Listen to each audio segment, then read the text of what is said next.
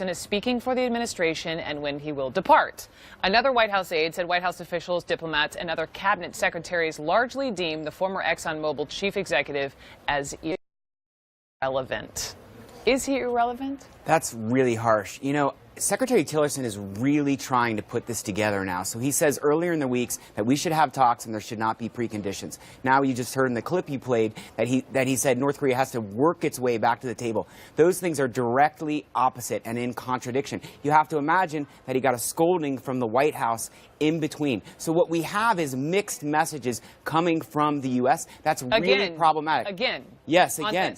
Again, because remember, actually, you're right. And back in October, Secretary Tillerson, when he's coming back from China, he said he was ready to talk to North Korea directly. And President Trump said Secretary Tillerson was wasting his time. So mixed messages twice. North Korea is following this very closely, and they can exploit this. Now, what the Secretary General said is, look, you can use my offices for discussion. I want to host a discussion. But let's not have miscommunication, because miscommunication could lead to miscalculation, which is very dangerous in this high-stakes situation. It is a high-stakes situation. Elise, last time you and I talked on TV, right, there was all this reporting of when will he leave, and is the White House trying to force him out or telegraph this vis-a-vis, you know, leaks or sources in the media. And again, back to the question of his relevance. Is he relevant? I mean, this is so important on a you know, global geopolitical scale, and yet who's listening to him?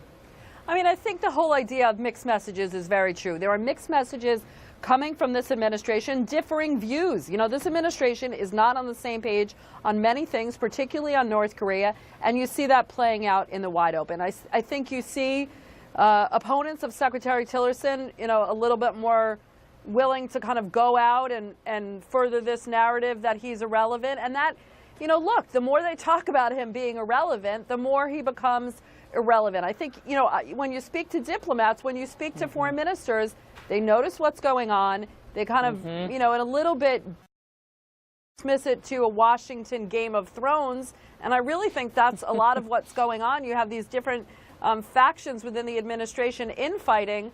You know, look, I think that Secretary Tillerson has differing views on some things. He's been pretty clear with the president about that. I think what you don't see is the kind of coming out by President Trump. You don't see him stopping the aides from bickering.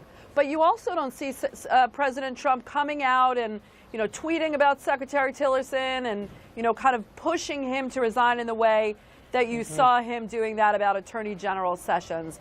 You know, will Secretary Tillerson end up staying through the administration? I would say no.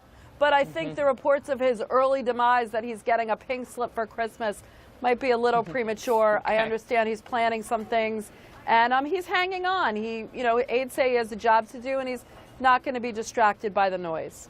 I'm still back on Washington Game of Thrones, Elise Labott. That's one way to put it. Dave, I saw you sort of nodding, maybe stiff to fury. Thank you. Nice to have you on. Thank you. Elise, thank you.